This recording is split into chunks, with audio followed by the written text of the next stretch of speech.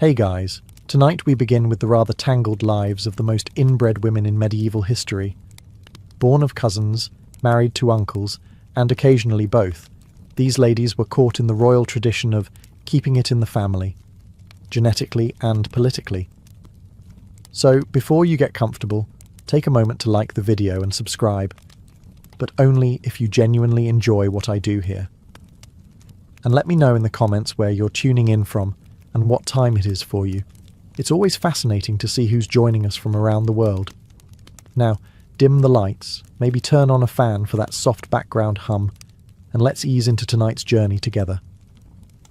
Juana of Castile was born in 1479, the third child of two very important people who were also very related. Her parents were Ferdinand of Aragon and Isabella of Castile, the same power couple who financed Columbus, kicked out the Moors, and somehow thought cousin marriage was still a solid strategic move. Juana came from the Spanish Trastamara dynasty, which already had a strong tradition of marrying within the family. By the time she arrived, the royal bloodline had been stirred just enough to be technically alive, but not enough to avoid issues like emotional instability, chronic melancholy, and the occasional unfortunate chin. In her teens, Juana was shipped off to Flanders to marry Philip the Handsome, who, despite the name, was less handsome and more genetically optimized Habsburg. He was her cousin. Of course he was. The Habsburgs loved two things: collecting crowns and ignoring genetic warnings. At first, things looked promising. Juana was intelligent, striking, and reportedly very much in love with Philip. Unfortunately, Philip was less in love with her and more in love with every woman who wasn't his wife. Juana's passionate nature and jealousy didn't go over well with a court that was used to cold marriages and lukewarm fidelity. When Philip died suddenly, allegedly from typhoid, possibly from karma, Juana didn't take it well. She refused to be separated from his corpse. Refused. She had his coffin carried with her as she travelled across Spain, occasionally opening it to check on him. Medieval romantic? Maybe. Unhinged? Also maybe. Her political enemies, and she had many, jumped on this behaviour. Her father, Ferdinand, used it as proof she was unfit to rule. Her son, Charles, later Charles V, Holy Roman Emperor, did the same. Conveniently, both men got to rule in her place while she remained under care in a convent for most of her life. Was Juana actually mad? Historians still debate it. Some say she suffered from mental illness, exacerbated by grief and confinement. Others argue she was just politically inconvenient in a world where being an emotional woman, especially one who noticed her husband's cheating, was basically considered treason. Either way, Juana wasn't just a tragic figure. She was a perfect storm of royal pressure, dynastic inbreeding, and the world's worst coping mechanisms. If there were a prize for most predictable genetic outcome, Maria Anna of Spain would be holding the trophy while her son drooled on it. Born in 1634, Maria Anna was the daughter of King Philip III of Spain and Margaret of Austria, who were themselves cousins in that uniquely enthusiastic Habsburg way. So naturally, Maria Anna married her uncle. That's right. Not distant cousin, not second cousin twice removed, but her actual uncle, Ferdinand III, Holy Roman Emperor. Because when your family tree is just a loop with ambition, why not double down? Maria Anna was intelligent and devout, fluent in several languages, politically aware, and apparently kind-hearted. She brought dignity to the imperial court, along with the genetic equivalent of photocopying a photocopy. Her most significant contribution to history? Giving birth to Charles II of Spain, arguably the most inbred monarch to ever sit on a throne without falling off. Charles inherited not just the crown, but the entire Habsburg gene backlog: an oversized jaw, a weak chin, chronic illness, infertility, and a suspected cognitive delay. He struggled with basic functions, such as eating and speaking, which, to be fair, is relatable before coffee, but less so when you're ruling a global empire. Was all of this Maria Anna's fault? Of course not. She didn't invent Habsburg matchmaking, but she did play her part in the long-running family tradition of turning political alliances into genetic daredevils. To her credit, she deeply loved her son and was protective of him throughout his fragile life. She acted as regent during his minority and tried to shield him from court manipulation, which was like trying to stop a food fight in a room full of starving toddlers with daggers. Maria Anna died in 1696, a year after her son. The Spanish Empire she helped birth into decline soon collapsed into the War of Spanish Succession, a war triggered, in part, because Charles II couldn't produce an heir. Because, of course, he couldn't. If you've ever wondered what happens when a family treats marriage like a spreadsheet formula, Isabella of Habsburg is your answer. Born in 1501, Isabella was the daughter of Philip the Handsome, yes, that one again, and Juana of Castile, also known as Joanna the Mad, though at this point, Joanna the Understandably Stressed might be more accurate. This made Isabella the sister of Emperor Charles V and the niece of half of Europe. Her DNA was less a mystery and more a royal recipe repeated too many times, a base of Habsburg, a dash of Trastamara, and absolutely no fresh ingredients. At the age of 17, Isabella married Christian II of Denmark, a king famous for reform attempts, erratic behaviour, and the general vibe of a man one poor breakfast away from declaring war on the furniture. Their union was, predictably, both strategic and deeply awkward. Isabella and Christian were cousins, of course, but what really sealed the genetic deal was that her Habsburg bloodline was already looping like a medieval screensaver.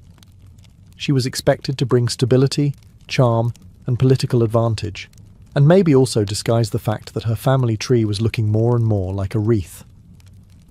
Life in the Danish court was not kind to Isabella. Christian's rule went poorly. He was overthrown, imprisoned, and at one point, exiled. Isabella followed him loyally, which is either true love or hereditary stubbornness. Her health declined during years of court drama and political exile, and she died young, at just 24, from what some suspect was complications related to childbirth or illness, worsened by stress and royal politics. Their children continued the noble tradition of inbreeding, naturally. One of them, Dorothea, married Frederick II, Elector Palatine, a solid Habsburg match. Because if there's anything the dynasty valued more than jawlines and titles, it was ensuring that no family gathering ever needed name tags.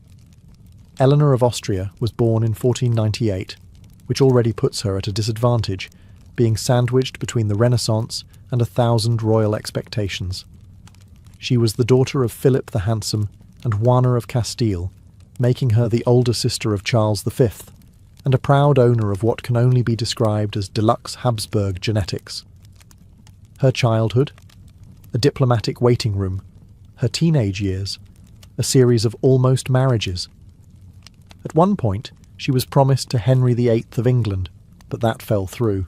Lucky her. Dodging that particular marriage was one of the few times Habsburg inbreeding may have accidentally improved someone's quality of life. Instead, Eleanor's first marriage was to Manuel I of Portugal, who was not only a much older man, but also her first cousin once removed, which, in the world of royal matrimony, is basically the medieval version of marrying someone from down the hall. She became Queen of Portugal, had 2 children, and was widowed before she hit 30. So naturally the solution was to marry her off again. This time to Francis I of France, a man who had previously been held prisoner by her brother Charles V. Romance. Francis wasn't particularly fond of Eleanor, viewing her less as a wife and more as a political olive branch with a Habsburg return address. Their marriage was childless and chilly. He spent more time with his mistresses than with his queen, while Eleanor spent most of her time reading, praying, and politely pretending not to notice. Despite being married to the King of France, Eleanor remained loyal to her Habsburg roots, and you can't blame her. They may have been inbred, but they were predictable. Eleanor outlived both her husbands and retired quietly into the political shadows, dying in 1558. She was known for her piety, composure, and the remarkable ability to survive 2 royal marriages without causing a scandal, an Olympic-level achievement in her family. Her life was a masterclass in silent endurance. Though she didn't spark wars or scandals, she embodied the Habsburg woman's job description: marry the cousin, produce the heir, and pretend that the family resemblance isn't getting stronger with each generation. Catherine of Aragon was born in 1485 to Ferdinand of Aragon and Isabella of Castile, Spain's power couple and part-time genealogical bottleneck. As a princess of two united kingdoms, Catherine had everything: wealth, education, titles, and a family tree that circled tighter than a medieval drinking song. By the time she turned 3, Catherine was already betrothed to Arthur, Prince of Wales, eldest son of Henry VII. Why? Because Europe's royal families had a charming habit of marrying their cousins to other cousins, preferably in matching coats of arms. Catherine and Arthur were second cousins through John of Gaunt, which, in noble terms, is basically barely related. They married in 1501, and Arthur promptly died 5 months later. Did the marriage include relations? That question would come to define English history, spark the Reformation, and confuse lawyers for generations. In the meantime, Catherine was stuck in diplomatic limbo, a teenage widow living in England, no husband, no dowry returned, and still very much a pawn in the game of royal alliances. Enter Henry VIII, Arthur's younger brother, and eventually her second husband. It's not every day you marry 2 sons from the same family. But hey, the Trastamarras were all about reusing names, titles, and apparently spouses. Their early years were genuinely affectionate. Catherine was intelligent, graceful, and politically savvy. She gave Henry prestige, an alliance with Spain, and 5 pregnancies, only one of which survived: Mary, later known as Mary I. Unfortunately, Henry wanted a son, and Catherine, after years of miscarriages and heartache, couldn't deliver one. That's when things went from awkward to apocalyptic. Henry claimed their marriage was invalid because Catherine had been married to his brother. Catherine, backed by the Pope, insisted it was legitimate. Thus began the world's most dramatic annulment request, featuring theological debates, political threats, and one very determined king creating his own church just to get out of it. Catherine was banished, stripped of her title, and forced to live out her days in isolation, still insisting to the end that she was Henry's rightful wife. Her royal blood may have been blue, but it was also suspiciously concentrated. Her marriage helped shape English history, not through battle or diplomacy, but by reminding everyone that marrying within the family tree rarely ends quietly. Margaret of Austria was born in 1480, the only daughter of Emperor Maximilian of Austria and Mary of Burgundy. She was a Habsburg from birth, which means her family tree was essentially a circle drawn by an ambitious toddler with a crown. From the start, Margaret's life was all about strategic packaging. At age 3, she was engaged to Charles VIII of France. At age 12, she was returned like an ill-fitting wedding gift when Charles decided to marry someone else, Anne of Brittany, who came with better geography. Margaret, humiliated but composed, reportedly remarked, "I shall be revenged." And to her credit, she managed to rule half of Europe later, so fair play. Her second engagement was to Juan of Castile, son of Ferdinand and Isabella, and yes, her cousin. Naturally. The match was designed to cement Habsburg-Spanish relations and keep the gene pool as shallow as possible. Juan died shortly after their marriage, and Margaret, still under 20, was now twice rejected by royal husbands, once by choice, once by fate. She was offered other suitors, including one of Henry VII's sons, but Margaret declined. She had officially retired from the royal marriage roulette. She never remarried, dedicating her life instead to statecraft, art, and surviving her relatives, which was no small feat. Appointed governor of the Netherlands by her nephew, Charles V, Margaret ran the region with intelligence, diplomacy, and sheer Habsburg grit. She negotiated treaties, balanced volatile provinces, and was one of the few women in Europe actually trusted with power. Possibly because her last name was Habsburg, and also because she wasn't busy birthing her uncle's cousin's heir. Despite the endless dynastic drama around her, Margaret lived a relatively scandal-free life. She collected art, patronised music, and even tried to teach young Charles some basic ruling skills. A thankless task, considering he was emperor by 19 and related to almost everyone on the planet. Margaret died in 1530 after a relatively minor foot injury turned fatal, because medieval medicine was just a very elaborate way of saying, "You'll probably die from that." She remains one of the few Habsburg women remembered more for her policies than her pedigree, though the pedigree, naturally, was still incredibly inbred.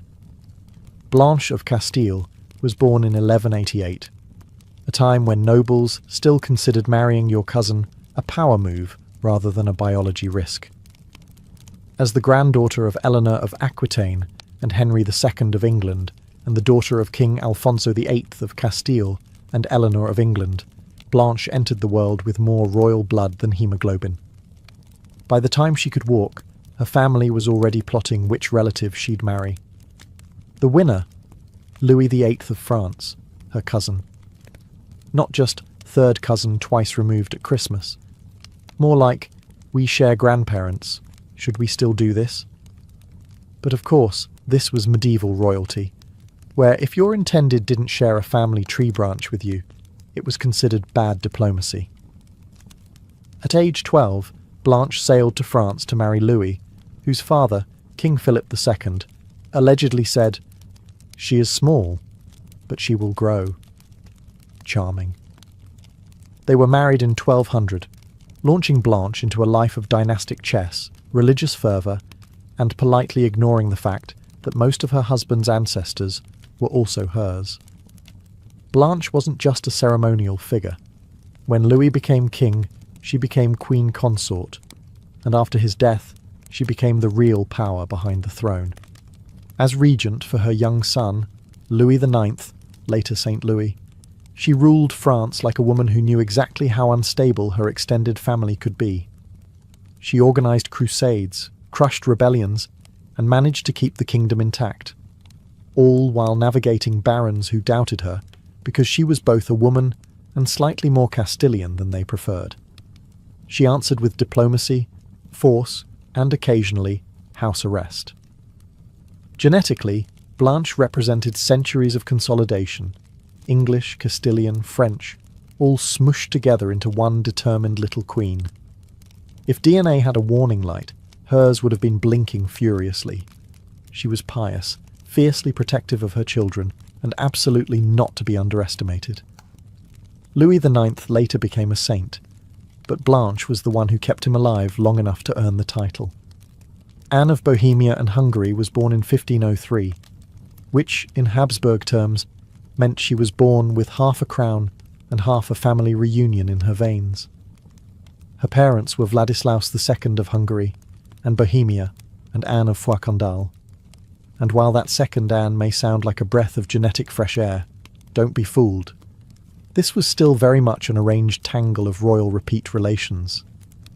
Anne grew up knowing she would eventually be married off, like a particularly valuable diplomatic briefcase. And sure enough, in 1521, at the ripe old age of 18, she was married to her double first cousin, Archduke Ferdinand of Austria, who would later become Ferdinand I, Holy Roman Emperor. That's right, double first cousin, meaning they shared both sets of grandparents. Basically, a mirror match. In modern terms, marrying your double first cousin would raise some eyebrows. In the Habsburg world, it raised dynastic stability, and also possibly the rate of birth defects. Priorities, right?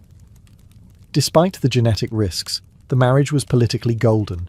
It united the Habsburgs with the crowns of Hungary and Bohemia. It also produced 15 children. Yes, 15. Because if you're going to consolidate royal bloodlines, why not do it thoroughly?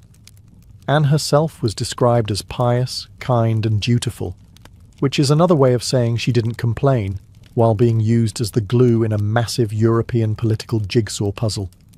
She accompanied Ferdinand on his various imperial campaigns and held court in multiple locations, depending on which part of Europe needed a reminder that the Habsburgs were still in charge and still very much into family weddings. Sadly, Anne died young, in 1547, likely worn out from a lifetime of childbirth, statecraft, and pretending her family wasn't aggressively in love with itself. She didn't live to see Ferdinand crowned Holy Roman Emperor, but through her, the Habsburgs had successfully gobbled up Central Europe like it was on clearance. Anne of Bohemia and Hungary's life was a case study in elite inbreeding. A woman born to a dynasty that prioritized borders over biology, stability over sanity, and somehow still ended up producing half the emperors in Europe. Joanna of Naples, also known as Joanna I, ruled from the mid-14th century, a time when marrying your cousin wasn't just fashionable, it was practically a survival strategy for the nobility. Born in 1326 to Charles, Duke of Calabria, and Marie of Valois, Joanna entered the world already triple-stamped with royal legitimacy and at least 2 layers of cousin marriage residue. Her family tree was a Mediterranean spaghetti bowl. On one side, the French House of Valois. On the other, the Angevins of Naples. Her uncles were kings, her cousins were kings, and her marriage prospects were, inevitably, also kings and cousins. Joanna's first husband was Andrew of Hungary, her cousin naturally. The marriage was an awkward political pairing arranged by the Pope, which is rarely the recipe for a happy union. Andrew was reportedly boorish, unpopular, and about as well liked in Naples as plague rats. Joanna wasn't thrilled, the Neapolitan nobles weren't thrilled, and soon after Andrew was crowned co-ruler, he was murdered. Probably strangled with a curtain cord. Probably with Joanna's awareness, if not blessing. Let's call it a mutual incompatibility. She went on to marry 3 more times, to Louis of Taranto, her cousin, James IV of Majorca, also a cousin, and Otto of Brunswick-Grubenhagen, a minor noble with surprisingly little blood relation. Scandalous. If marrying into your own family was an Olympic event, Joanna medalled 4 times. Politically, Joanna was a powerhouse. She ruled Naples in her own right, stood up to the papacy, and supported reforms in a deeply corrupt kingdom. She was even excommunicated at one point for backing the wrong pope during the Western Schism. You know you're doing medieval politics right when both your relatives and the Vatican want you dead. She was eventually overthrown by Charles of Durazzo, yet another relative, who invaded Naples, imprisoned her, and had her smothered to death with a pillow. Which, given her track record with husbands and family, might have seemed oddly familiar.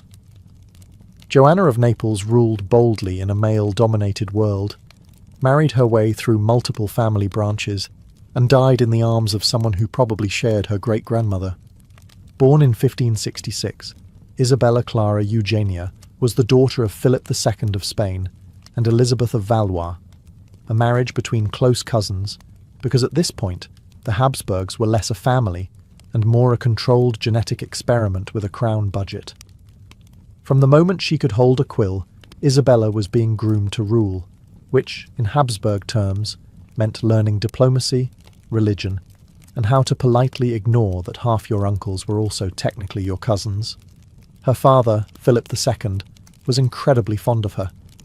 This may be because she was intelligent and poised, or simply because she didn't try to rebel or marry outside the family.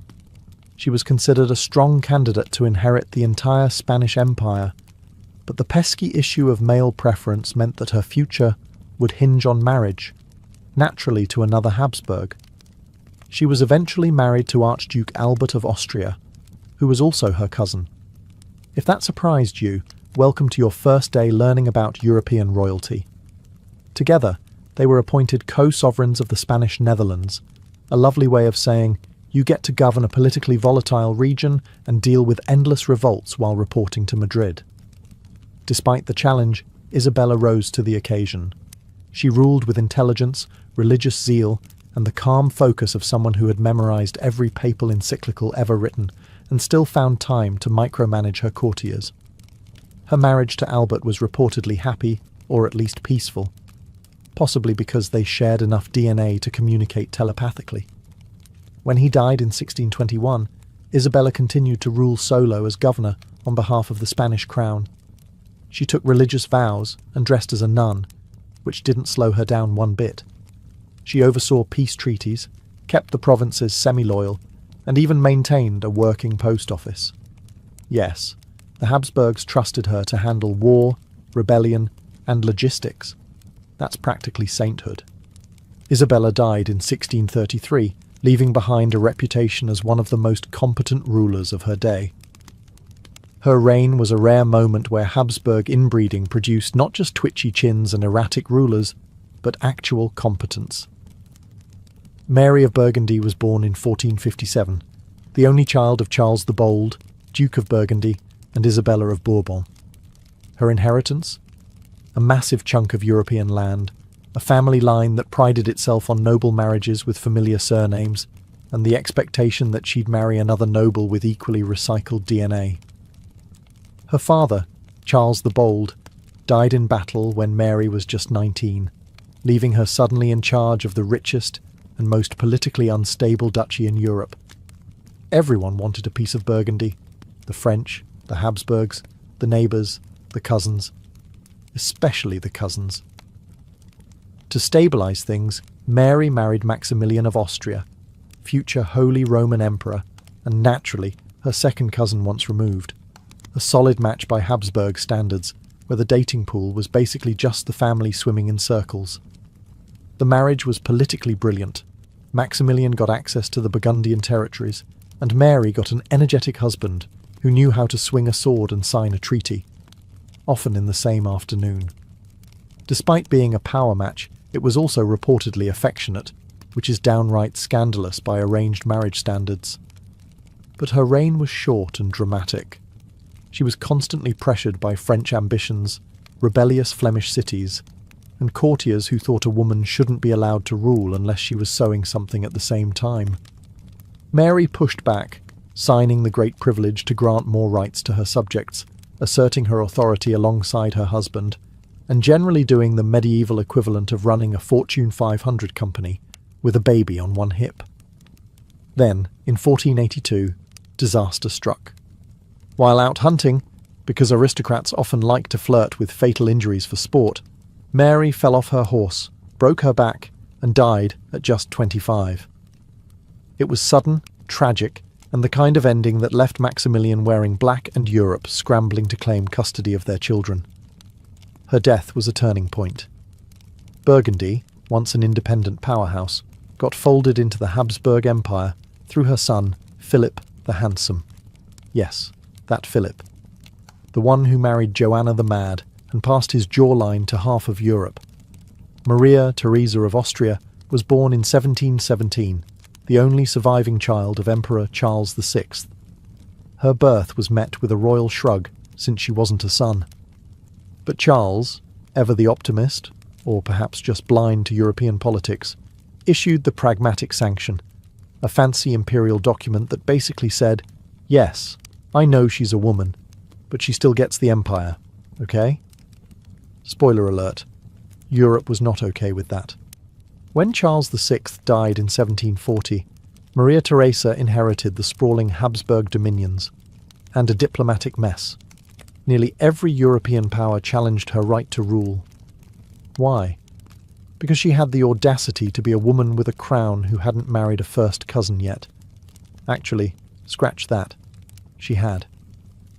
Maria Theresa married Francis Stephen of Lorraine, who was technically her distant cousin, because of course. Their union produced 16 children, including future emperors, queens, and Marie Antoinette. Yes, the let-them-eat-cake one. With that many offspring, Maria Theresa didn't just pass on the crown, she passed on all the chromosomes. But make no mistake, this was no pampered monarch hiding behind velvet curtains. Maria Theresa was one of the most effective rulers of her era. She reformed the military, overhauled taxation, centralized bureaucracy, and modernized education, all while pregnant roughly every other year. It's the kind of multitasking that makes even modern supermoms look like part-timers. And yet, she was still a Habsburg, which meant a healthy level of micromanaging, strict Catholicism, and a reflexive preference for marrying her children into the same handful of families over and over again. The result? an even more tightly wound web of Habsburg cousins, now spread across all of Europe like an aggressively bred royal ivy. She ruled until her death in 1780, having outlived her husband, survived multiple wars, and ensured that the Habsburg name stayed plastered across the continent for another generation or 5. Her son Joseph, or Joseph II, Holy Roman Emperor, inherited the empire, and her genetic legacy continued marching stubbornly into the Enlightenment. Born in 1384, Yolande of Aragon was royalty from cradle to crypt, the daughter of King John I of Aragon and Violent of Bar. In other words, she had more noble surnames than most people had teeth, and naturally, her family tree was less tree and more repeated root system, where half your relatives doubled as potential in-laws. Yolande's upbringing was as regal as it gets. She was intelligent, politically savvy, and, by medieval standards, dangerously opinionated. This made her both a valuable dynastic prize and a nightmare for anyone expecting a quiet queen. Her marriage? Louis II of Anjou, a French prince, and, yes, her cousin. Because nothing says true love like mutually shared great-grandparents. As Duchess of Anjou and Queen Consort of Naples, though only on paper, Yolande was never content to sit still and embroider coats of arms. She was the behind-the-scenes architect of alliances, the financier of armies, and, fun fact, one of the few royals who actually managed to support Joan of Arc and survive the politics afterward. While her husband gallivanted about claiming thrones he couldn't really hold, Yolande ran things. She raised armies, negotiated treaties, managed estates, and acted as the true power in Anjou. Her children were married off to other royals, again, often cousins, and she personally made sure they were equipped with both political advantages and just enough Habsburg DNA to be considered legitimate. Her son René of Anjou became known as the Good, possibly because he inherited his mother's brains and only some of her family's chromosomes. Her daughter Marie married Charles VII of France, giving Yolande influence over the French throne, and more importantly, access to manipulate Joan of Arc's military campaigns without ever lifting a sword.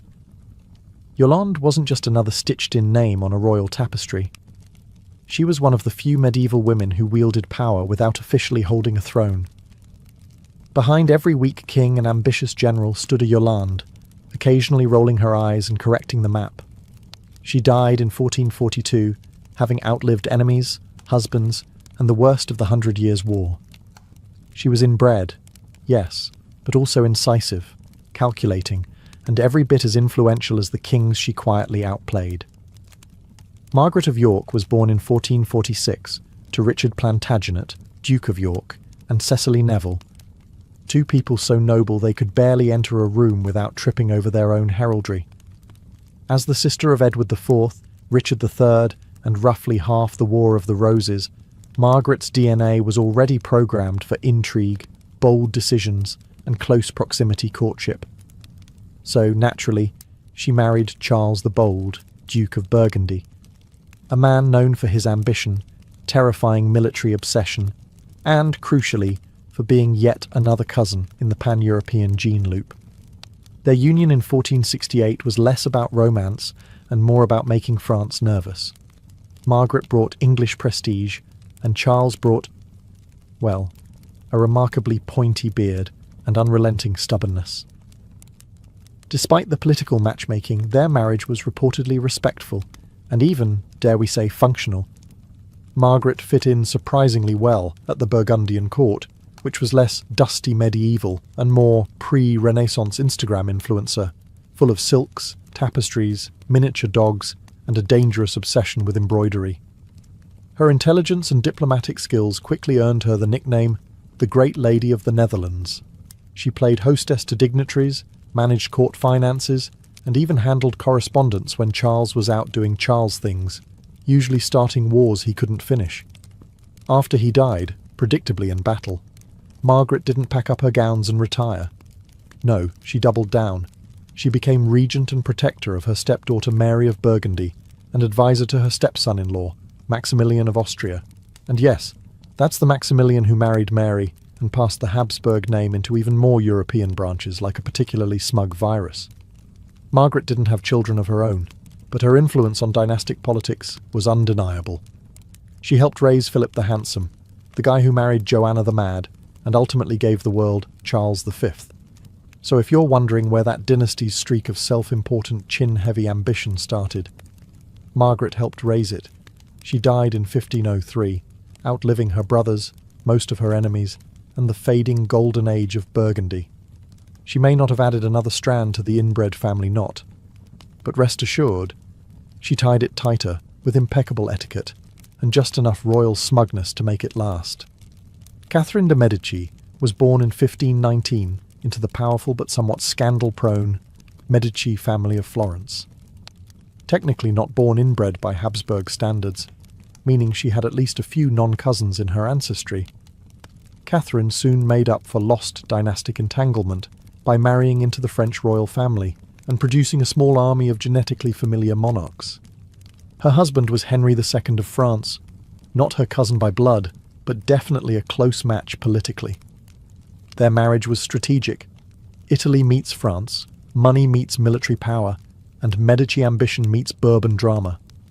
Catherine, for her part, adapted quickly. She arrived in France with no real influence, a suspicious accent, and an awkward third wheel named Diane de Poitiers, her husband's very public mistress. Undeterred, Catherine spent a decade quietly building alliances, learning court intrigue, and collecting children. 10, to be exact. And yes, most of them would go on to marry cousins, because while Catherine wasn't born a Habsburg, she certainly learned to parent like one. When Henry died from a jousting accident, because nothing screams fragile masculinity like taking a splinter to the eye for sport, Catherine became Queen Mother, and suddenly the most powerful woman in France. Her sons, Francis II, Charles IX, and Henry III, all took turns wearing the crown, and Catherine took turns ruling behind each of them. She was deeply Catholic but politically flexible, which in 16th century France meant occasionally funding Protestant weddings and occasionally arranging for the mass murder of Protestants at said weddings. Cough. St. Bartholomew's Day Massacre. Cough. Her reputation took a hit after that one. Even for a woman who married her daughters into 3 major European dynasties, that was considered excessive. Catherine was blamed for nearly everything: the wars of religion, the court's decadence, the suspicious poisoning rate at state dinners. But she was also a patron of the arts, a brilliant strategist, and somehow managed to keep the Valois dynasty stumbling forward despite constant wars, rebellious nobles, and family dinners that probably required food tasters and a lot of wine. She died in 1589, politically spent but still plotting. Her legacy? A generation of royals who looked suspiciously similar and ruled with a blend of charm, Catholic guilt, and aggressive cousin-hugging. In ancient Greece, falling asleep wasn't just about getting rest. It was a sacred act, a bridge to the divine. And nowhere was this more literal than in the Asclepieia, dream temples dedicated to the healing god Asclepius. These weren't cozy inns or rustic shrines. They were sprawling spiritual complexes where the sick, the weary, and the hopeful came not just for treatment, but for transformation. To prepare for sleep in these sanctuaries, you didn't just climb into bed. First came ritual purification. Pilgrims had to fast for days, bathe in sacred springs, offer animal sacrifices, and often abstain from sex or even certain thoughts. The goal was to cleanse both body and spirit before attempting incubation, a spiritual sleep where healing visions might appear. Inside the abaton, a dark, enclosed chamber, supplicants would finally lie down on stone slabs or animal skins. Torches flickered on the walls. Priests whispered prayers and burned incense. Sleep here was an intentional descent into another realm.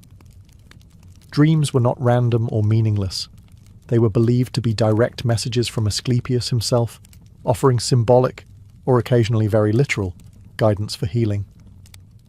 One might dream of snakes slithering over their body, which, oddly enough, was a good sign. Snakes were sacred to Asclepius, representing rejuvenation and divine intervention. In fact, non-venomous snakes were often allowed to roam the temple grounds, especially the sleeping chambers. Yes, people knowingly fell asleep surrounded by snakes and considered it a divine honor. In the morning, the temple priests, many of whom acted more like dream analysts than doctors, would help interpret the visions. Sometimes they prescribed herbal remedies or changes in diet. Other times, the dream itself was the cure, believed to have realigned the soul or spirit. The Greek dream temples show us that sleep, for ancient people, wasn't just a biological necessity. It was a mystical voyage, a conversation with the gods. And if you were lucky, that midnight whisper from the divine might not just mend your body, it might change your fate. In ancient Egypt, sleep wasn't merely the absence of waking. It was a miniature death, a time when the soul, or Ba, left the body and wandered through spiritual realms. To guide that journey and protect the dreamer from malevolent forces, the Egyptians developed sleep rituals that were part mysticism, part medicine, and entirely woven into their cosmic worldview. Before going to bed, many Egyptians, especially the wealthy or priestly class, followed elaborate nighttime routines. Incense played a central role. Frankincense and myrrh weren't just exotic aromas, they were sacred tools.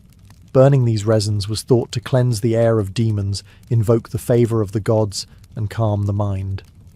The smoke itself symbolized the rising of prayers to the heavens, wrapping the sleeper in divine protection. Then came chanting or prayer recitations, often spoken aloud by priests or whispered privately by individuals. These spells weren't just soothing bedtime mantras.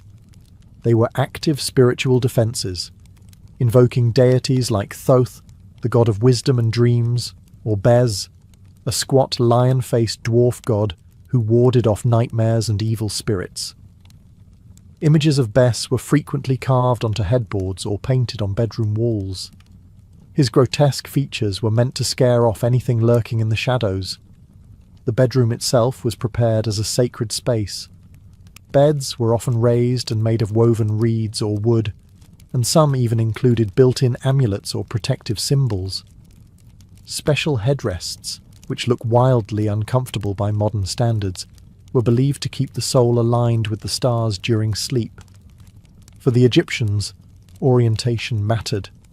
Many aligned their sleeping direction to the rising sun or constellations like Orion, associated with Osiris and the afterlife. If one had troubling dreams or wanted divine insight, they might visit a temple, especially those dedicated to Serapis or Imhotep, where dream incubation rituals similar to those in Greece took place. Here too, sleep was invited through chants, oils, and incense, but always with the intent of receiving guidance from beyond. For ancient Egyptians, preparing for bed wasn't just about comfort. It was a ritual choreography meant to harmonize body, soul, and cosmos. Sleep was dangerous, sacred, and full of possibility. In ancient Babylon, the line between dream and destiny was razor-thin. Sleep wasn't simply a passive act. It was a battleground of omens, spirits, and divine messages. Babylonians took their dreams seriously. So seriously, in fact, that entire professions revolved around them. Dream priests, known as sha'ilu, were trained interpreters of the nightly visions that came to kings and commoners alike. Before going to sleep, Babylonians often performed protective rituals to ensure that the right kinds of dreams found them. It was believed that dreams could be sent by gods like Marduk or Ishtar, but also by demons or wandering spirits. To ward off malevolent forces, people wore amulets, placed protective tablets under their beds, and traced magical symbols around their sleeping quarters, a kind of astral security system. Incense made from juniper, cedarwood, and tamarisk was burned at sunset, filling the house with sacred smoke. This wasn't just to scent the air. It was believed to purify the environment and appease the gods. Sleep, to the Babylonians, wasn't just rest. It was a gateway to divine communication, and the gods preferred a clean entrance. Many Babylonians recited nighttime prayers or incantations to encourage prophetic dreams. These prayers asked for clarity, protection from false visions, and safe passage through the dream world. If someone was hoping for guidance on a decision, whether to go to war, plant a crop, or propose marriage, they might sleep in a temple or under the open sky, a practice called dream incubation. The hope was that the gods would send a dream so vivid, so unmistakable, that it would guide the dreamer's actions by morning. And when the dreams came, they were recorded on clay tablets, sometimes accompanied by sketches of their content. Over time, the Babylonians compiled dream dictionaries, massive catalogues of symbols and their interpretations. Dream of a lion might mean victory in battle. Dream of drowning, expect betrayal. These books were so influential that their structure would later influence Greek and Roman dream analysis. To the Babylonians, dreams weren't psychological fluff. They were messages from the divine realm, and every night was a chance to read the gods' intentions, provided you performed the right rituals and slept under divine favour. In the ancient Vedic world of early India, sleep was more than a biological necessity. It was a cosmic event. The Vedic texts, composed thousands of years ago, describe sleep as a sacred state where the Atman, or soul, returns to the universal spirit, Brahman, before being reborn again at dawn. And like any sacred ritual, entering sleep required preparation, discipline, and awareness. One of the most important aspects of ancient Indian sleep culture was breath control, known as pranayama. Practitioners were taught to calm their minds and slow their breathing before bed, not to fall asleep quickly, but to align their breath with the pulse of the universe. This wasn't spiritual fluff. It was considered essential to help the soul travel peacefully during the night. Vedic sages believed that disturbed sleep could lead to mental confusion, spiritual imbalance, or even bad karma. So rituals were carefully followed. Many individuals recited evening mantras, Sanskrit hymns that praised the gods or sought protection during slumber. A popular nighttime chant was the Gayatri mantra, often whispered while facing the direction of the setting sun. The sleeping space itself was important. It was considered inauspicious to sleep with your head pointed north, as that aligned with the realm of death. South was avoided for similar reasons. The preferred direction was east, toward knowledge, or west, toward rest.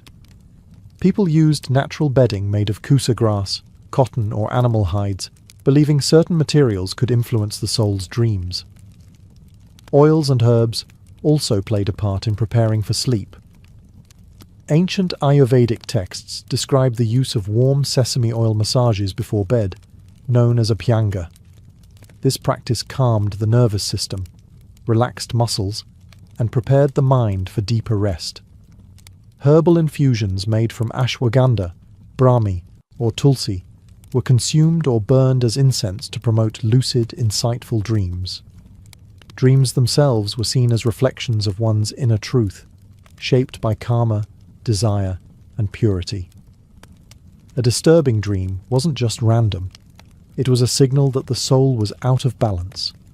In some cases, dream interpretation required consulting a rishi or spiritual teacher. In Vedic India, sleep wasn't an escape. It was a return.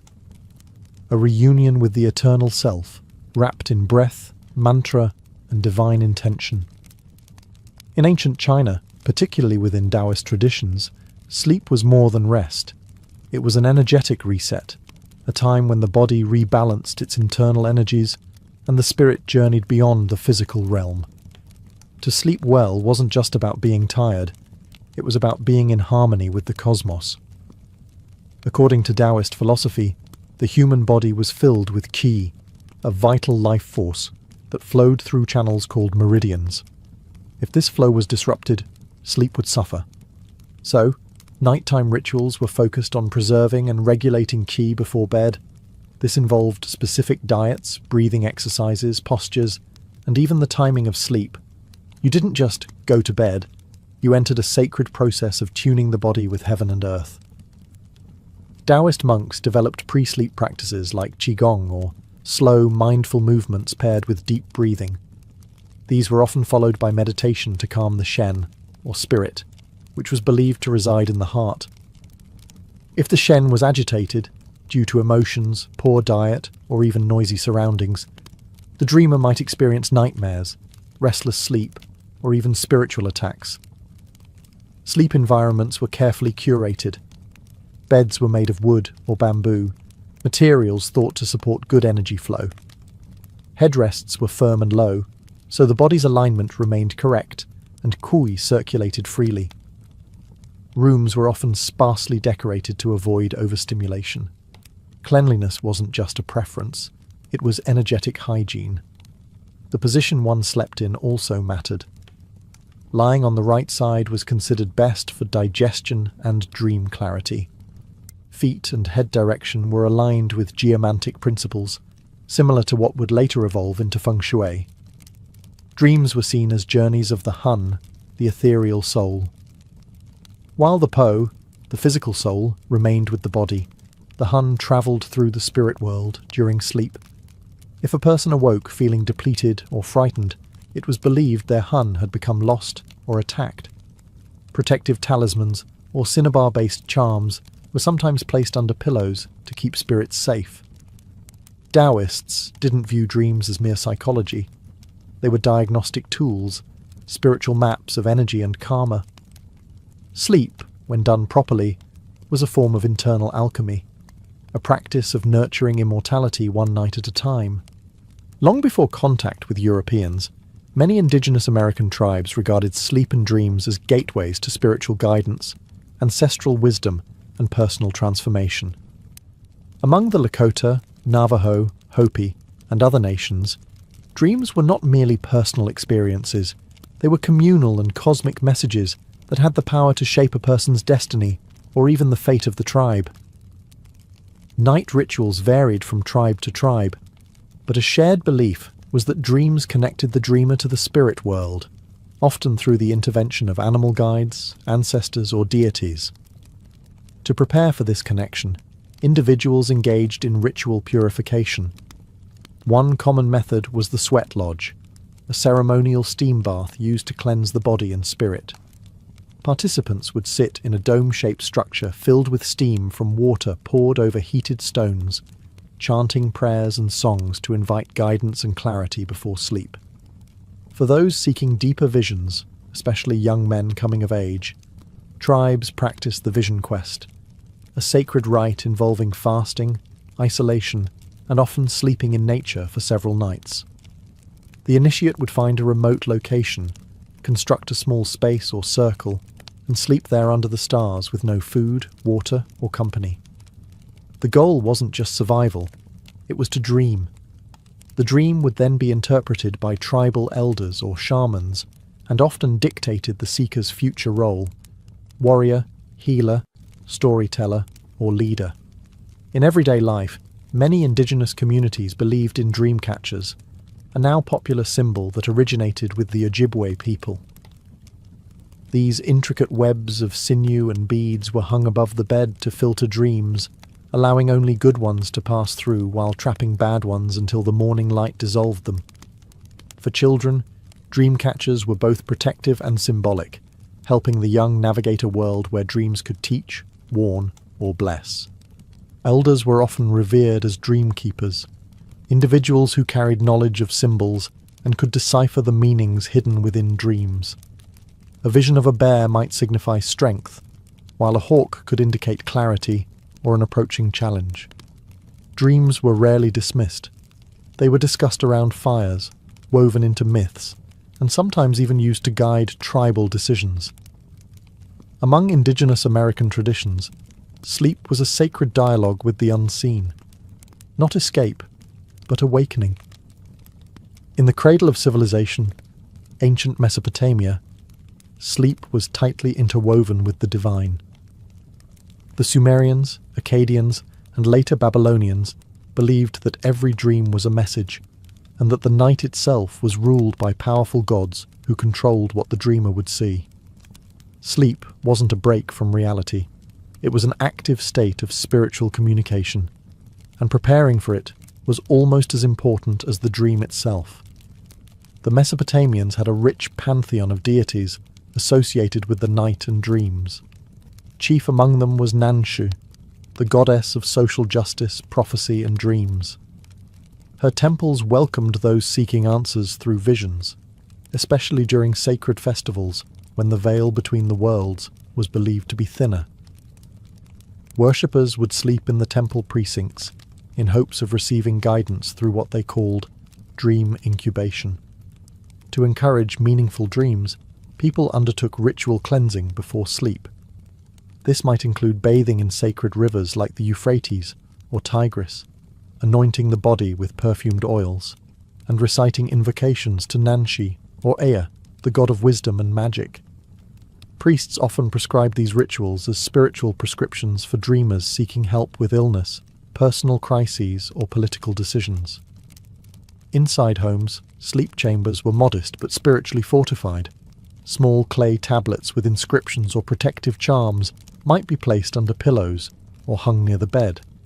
These included apotropaic spells to ward off night demons like Lamashtu, a fearsome female spirit said to harm women and children in the night. Amulets of the demon slayer Pazuzu were especially popular, positioned to guard sleepers from harm. Dream interpretation was a highly respected profession. Dream readers, or baru, compiled thick manuals, proto-dream dictionaries, based on centuries of observed symbolism.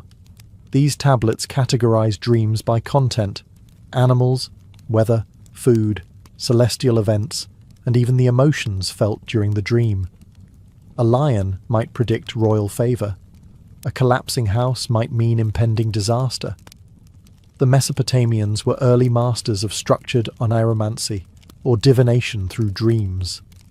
Sleep in ancient Mesopotamia was never passive. It was a ritual, a risk, and a revelation.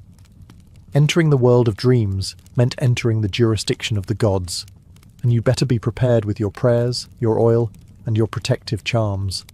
Among the ancient Celtic peoples, from the misty highlands of Scotland to the oak groves of Gaul, dreams were seen as portals to the otherworld, a mystical plane inhabited by spirits, fae, ancestors, and deities.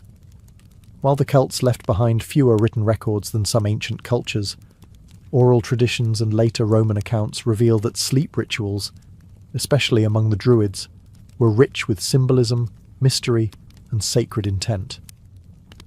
The Druids, spiritual leaders and scholars of Celtic society, believed that during sleep the soul could cross into the otherworld, a place not of the dead, but of deeper truth. This world existed in parallel with the human realm, and dreams were one of the rare bridges between the two. To access it properly, the body and spirit had to be primed. Night rituals often began with purification using herbs.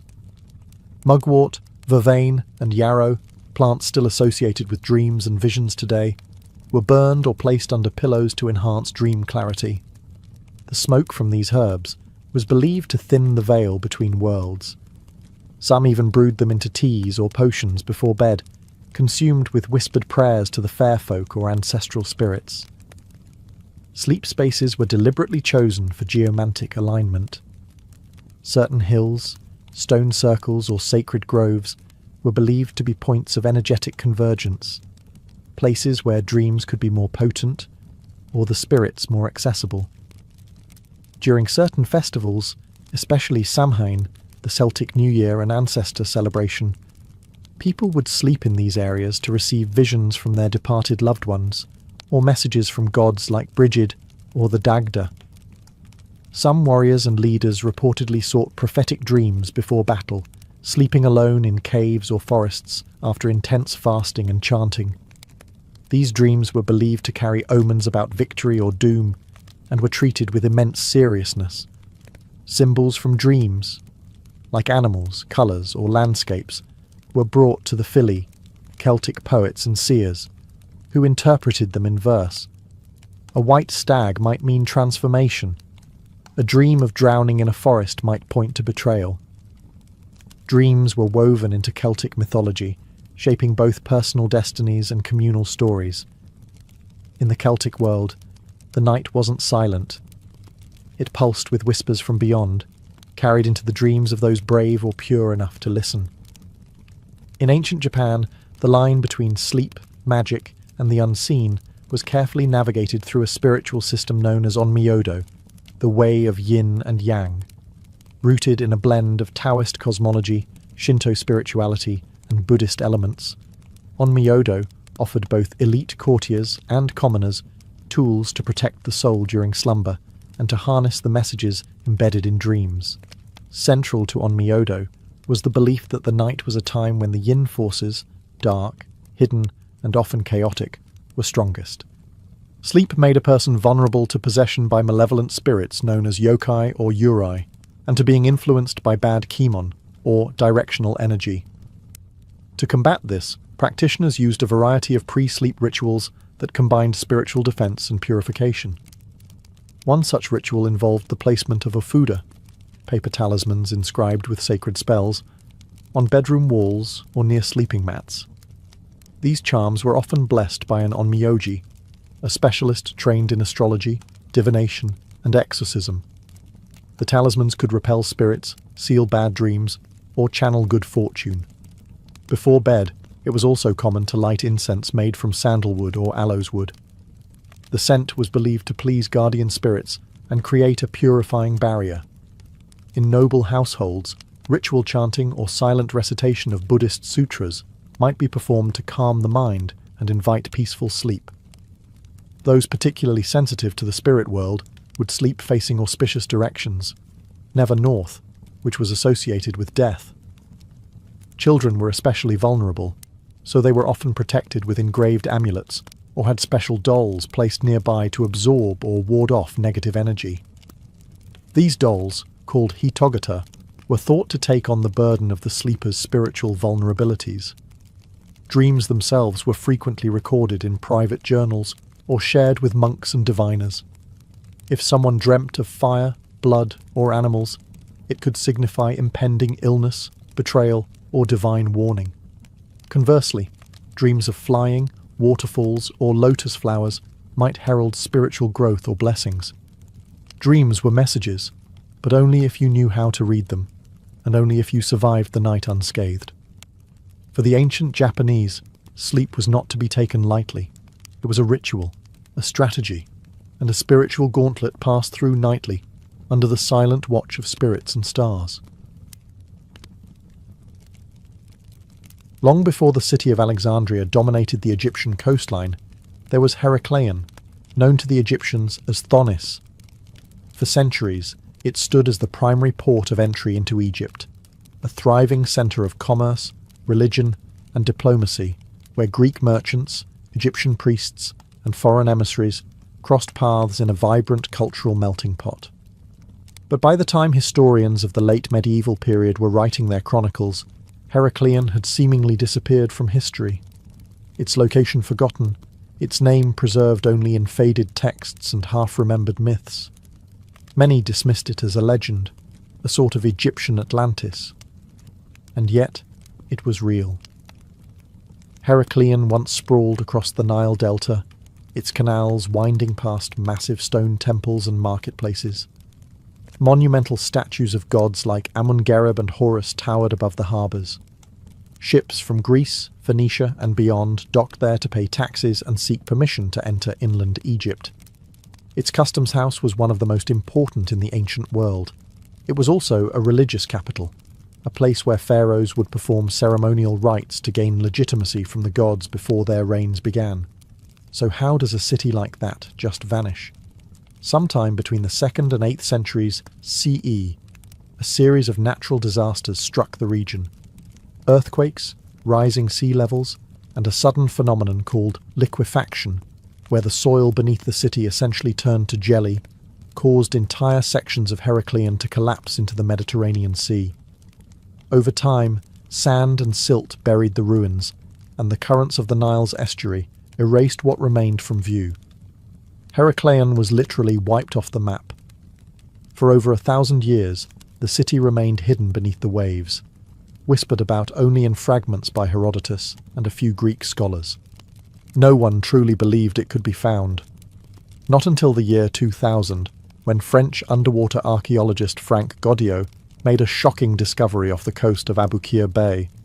There, in the silt-rich seabed, lay a city preserved like a time capsule, waiting patiently beneath 30 feet of water.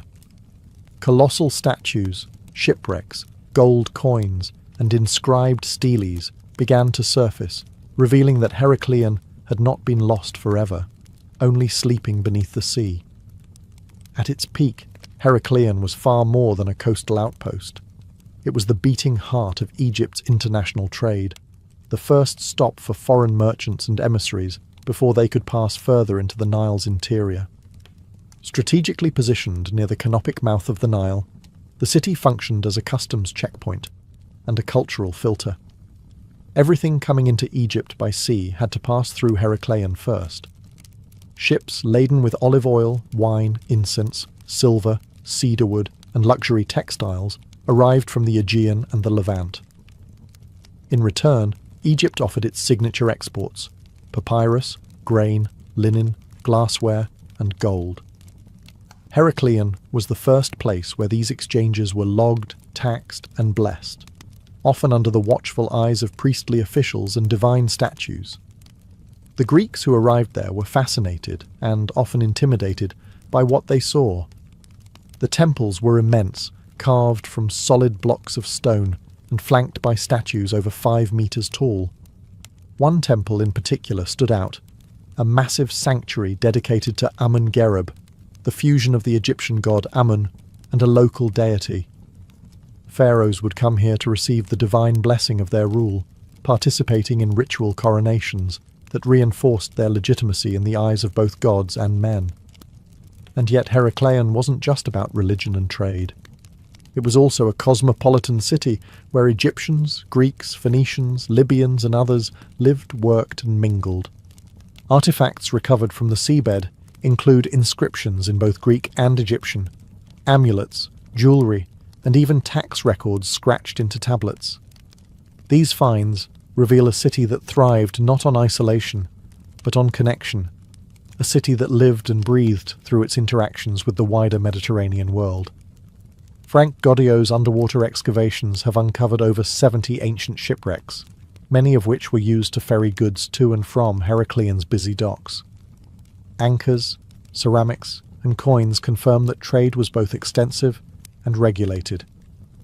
Temples kept detailed records of taxes collected from incoming cargo, gold for the state, incense for the gods. In short, Heracleion was Egypt's maritime soul, a place where divine authority met international commerce. It stood as the guardian of the Nile, welcoming the world and guarding its secrets until the sea reclaimed them. One of the most astonishing revelations about Heracleion came not from coins or ships, but from the massive temples that still rest beneath the sea. These weren't minor shrines tucked into corners. They were sprawling, monumental structures made of limestone and granite, dedicated to gods who ruled the Nile and the cosmos itself. The crown jewel of the city was the Temple of Amun-Gereb, a massive religious complex that likely served both political and spiritual functions. It was here that pharaohs received divine sanction, performing rituals to confirm their legitimacy. Heracleion wasn't just a customs checkpoint, it was a place of ritual coronation, where Egyptian rulers spiritually tied themselves to the divine order, the concept known as Mayat. But the real marvel is how much of it still survives. When Frank Goddeau and his team dove beneath the silt-choked waters of Abukir Bay, they discovered colossal statues, many still standing upright. Some measured over 5 meters tall, including a massive statue of the god Hapi, symbol of abundance and the flooding Nile. Others included statues of queens and pharaohs, carved with astonishing precision. What's more shocking? Some were found nearly intact, despite being underwater for over 1,000 years. Then there were the stelae, giant stone slabs inscribed with hieroglyphs. One particularly important find was the Decree of Nectar Nebo Phi, an official proclamation carved into granite, which listed religious laws and temple privileges. Its survival underwater is a miracle in itself, and it offered hard proof that Heracleion wasn't just myth, but a major religious hub backed by the state. Temples in Heracleion were not only religious centres, They also acted as repositories of wealth and knowledge. Offerings from around the Mediterranean poured in: gold, alabaster jars, ritual knives, and incense burners. Statues of Osiris, Isis, and Horus lined temple halls, and ceremonial boats were used in sacred processions, some of which were found submerged but astonishingly well preserved. What these temples reveal is clear. Heracleion was a spiritual capital, not just a trade port. The rituals performed here shaped the destiny of kings, blessed the economy, and bridged the world of the living with the realm of the gods. All now eerily silent, but preserved in stone beneath the waves. For over 1,000 years, Heracleion was lost, buried beneath layers of sediment, forgotten by maps, and dismissed by many as myth. But in the year 2000, the silence of the sea was finally broken. French underwater archaeologist Frank Goddio, backed by the European Institute for Underwater Archaeology, INBRED, made a discovery that would stun the world: the sunken remains of a city that defied time.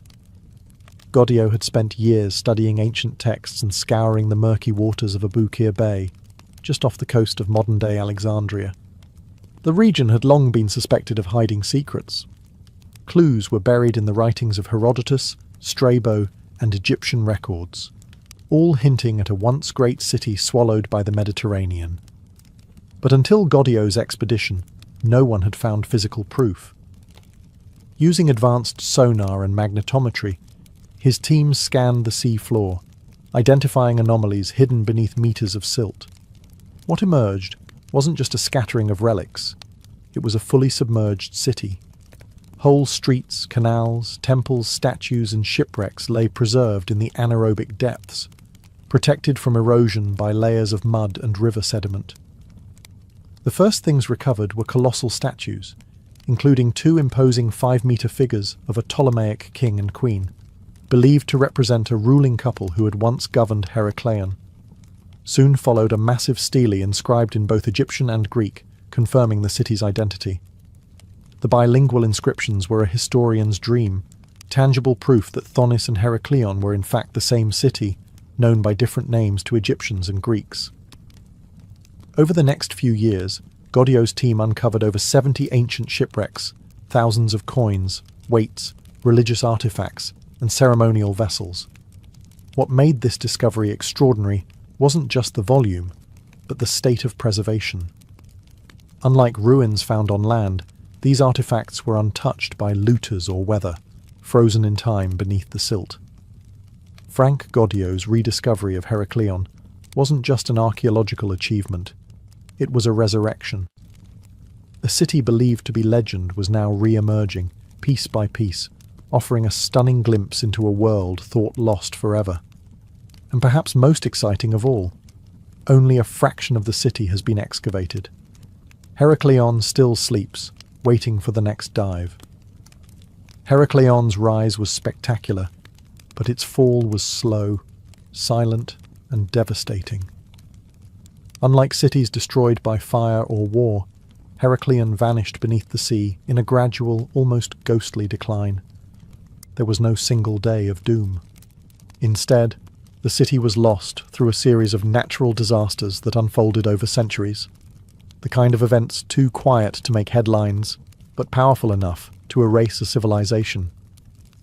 The first culprit was tectonic activity.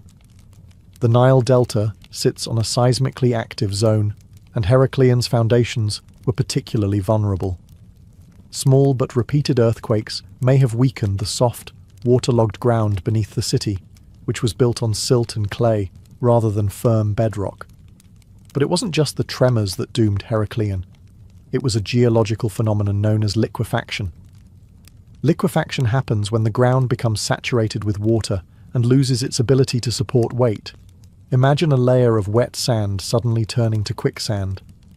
That's what happened beneath Heracleion. As earthquakes shook the delta and rising sea levels pushed salt water further inland, the earth literally liquefied and whole sections of the city began to sink. Buildings, temples, even ships pulled downward into the mud. Over time, the city fragmented.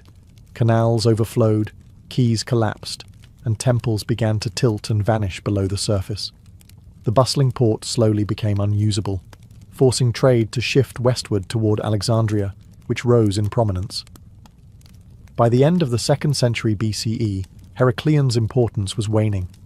By the 8th century CE, it had almost completely disappeared beneath the waters of the Mediterranean. What's chilling is how little anyone did to stop it, because no one could. Nature moved slowly, but relentlessly. The people of Heracleion didn't flee in panic. They adapted, rebuilt, and prayed. And then one day, it was simply gone.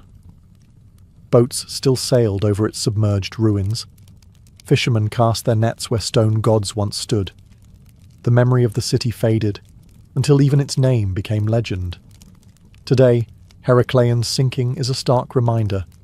Even the greatest cities can be undone, not by enemies, but by the quiet, steady hand of nature. Heracleion may have vanished beneath the sea, but the artifacts recovered from its ruins paint a vivid picture of what daily life might have looked like in this once thriving Egyptian port. Far from being a purely ceremonial or political centre, Heracleion was a lived-in city, bustling with markets, temples, courtyards and shipyards, a place where people worshipped, traded, argued and dreamed. The city's layout, partially mapped through underwater surveys, shows a network of canals that ran between stone buildings and quays. Boats moved goods and people through the streets, just as carts would have in other cities. Heracleion was often referred to as the Venice of Egypt, though it predates Venice by well over 1,000 years. The architecture blended traditional Egyptian forms, pylons, obelisks, and temple courts, with Hellenistic influences brought in by Greek settlers. The people who lived here were a diverse mix: Egyptians, Greeks, Phoenicians, Libyans, and other seafaring merchants. Excavated artifacts include Greek amphorae, Egyptian scarabs, and gold coins stamped with various rulers' faces. This melting pot of cultures meant that multiple languages were spoken, multiple gods were worshipped, and multiple traditions coexisted, often within the same household. Religion was central to everyday life. Morning offerings to deities like Amun, Isis, and Osiris were as routine as breakfast. Temples weren't just for ceremony. They acted as economic engines, employing artisans, scribes, and priests. They stored wealth, administered law, and even recorded taxes. One stele recovered from the site reveals detailed temple protocols, including the taxation of imported goods, proving that religious life and trade were inseparably linked. Food came from both land and sea. Fish and shellfish were abundant, thanks to the Nile Delta's brackish waters, while inland farms supplied grains, figs, and beer. Markets near the quays would have been noisy, colourful places filled with spices, textiles, and stories from faraway lands. And of course, there was entertainment. Statues and inscriptions suggest the presence of music, dance, and festivals, especially those honouring Osiris, which included ritual boat processions and dramatic performances. Heracleion was not just functional. It was alive. In the end, Heracleion wasn't just a port or a holy site. It was a home. Its people lived ordinary lives beneath the shadows of colossal gods, unaware that their world would someday become legend, entombed in water. As Heracleion's fortunes began to decline, a new city was rising just a short sail down the coast: Alexandria, founded by Alexander the Great in 331 BCE. In many ways, Alexandria didn't just succeed Heracleion, it supplanted it, becoming the jewel of the Mediterranean and the new beating heart of Egypt's maritime and intellectual life. But the relationship between the two cities wasn't purely competitive. It was part of a larger transformation in Egypt's political and cultural identity. At the time of Heracleion's prominence, Egypt was still ruled by native dynasties, and the city's importance was rooted in traditional Egyptian religion and its strategic location near the Nile Delta's entry point. Heracleion was where foreign ships were inspected, taxes were collected, and divine rituals legitimized kingship. But when the Ptolemies, the Greek rulers who succeeded Alexander, took power, they shifted focus dramatically toward Greek customs, urban planning, and administration. Alexandria, with its grand library, massive lighthouse, and sweeping harbours, was built to impress and centralise power. The Ptolemies channeled trade through their new city, bypassing Heracleion in favour of a fresh Hellenistic capital. They imported Greek architecture, philosophy, and governance, and made Alexandria not just a trade hub, but a centre of science, art, and politics. But for a time, the two cities coexisted. Religious ceremonies were still held in Heracleion, and temples remained operational. However, the balance was shifting. Administrative control moved to Alexandria, as did the elite classes and international attention. Heracleion slowly became a shadow of its former self, still holy, still respected, but no longer essential. Then came the environmental blows, the liquefaction of the ground, the rising sea levels, and the eventual submergence of Heracleion. As the city disappeared beneath the waves, Alexandria rose untouched, its coastal position more stable and better fortified. It inherited the legacy and the traffic that Heracleion once enjoyed. Today, the ruins of both cities tell two sides of the same story. One lies buried beneath the sea, its stones wrapped in silence.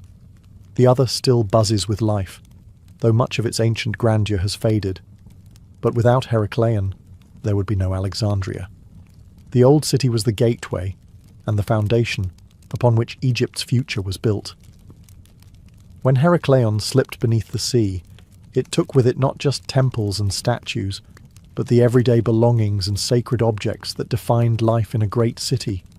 And thanks to the oxygen-poor, silt-rich waters of Abukir Bay, many of these items have been preserved in astonishing condition, allowing modern archaeologists to piece together not just what the city looked like, but how its people lived, worked, worshipped, and sailed. Among the most breathtaking discoveries are the colossal statues, some measuring over 5 meters tall. These include representations of Ptolemaic rulers, Egyptian deities like Isis and Hapi, and even monumental sphinxes. Though toppled by time, many were found lying where they fell, surrounded by temple debris, as if the moment of collapse had been frozen in mud. Their expressions, posture, and inscriptions are still visible, testifying to the artistic skill of the city's craftsmen. But it's not just the monumental that survived. Divers have uncovered thousands of smaller artifacts: gold coins, lead weights, ceremonial tools, jewellery, and fragments of pottery. One particularly fascinating find was a cache of bronze ritual vessels, likely used in temple ceremonies, bearing intricate inscriptions and religious iconography.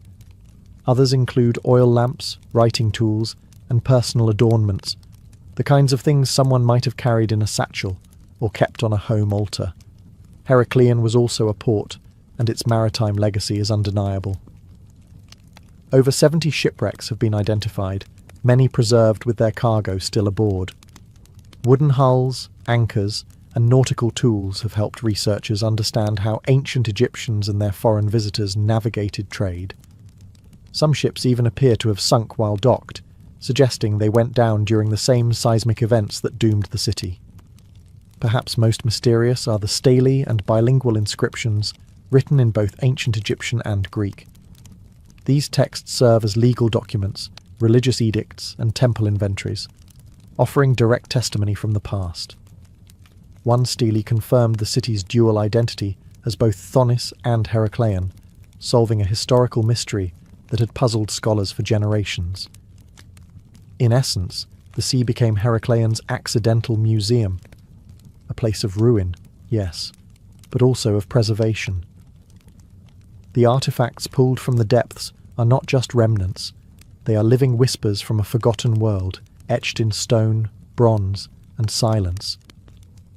Heracleion may be underwater, but its story is far from buried. In fact, the city's rediscovery has sparked a renaissance in how we understand ancient Egypt's relationship with the sea, with foreign cultures, and with the divine. What was once dismissed as a myth, a name whispered by Herodotus, half believed by scholars, is now a powerful reminder that history still holds secrets waiting to rise from the deep. In many ways, Heracleion challenges the traditional image of Egypt as a desert civilization locked along the Nile. This was a maritime city, cosmopolitan and open to the world. Its culture was not static or insular. It embraced foreign influence while retaining a deeply Egyptian soul. The very existence of bilingual inscriptions and Greco-Egyptian religious fusion shows a society that was adaptive, fluid, and complex. For archaeologists and historians, Heracleion is a goldmine, not just of physical objects, but of context. It helps fill the gaps in our understanding of Egypt's late dynastic and early Hellenistic periods. It shows us what a living port city looked like, how temples functioned as both sacred and bureaucratic centres, and how natural disaster could slowly unmake an empire's gateway. But the city's legacy isn't just academic, it's deeply human. The statues, the coins, the wrecked ships, they tell stories of real people. Merchants tallying cargo, priests whispering incantations in temple courtyards, sailors docking in foreign harbours under the eyes of stone gods, mothers praying to Isis for their children's safety. All of that life, preserved under water, silent for 1,000 years, now speaks again. The discovery of Heracleion has also changed the future of archaeology itself.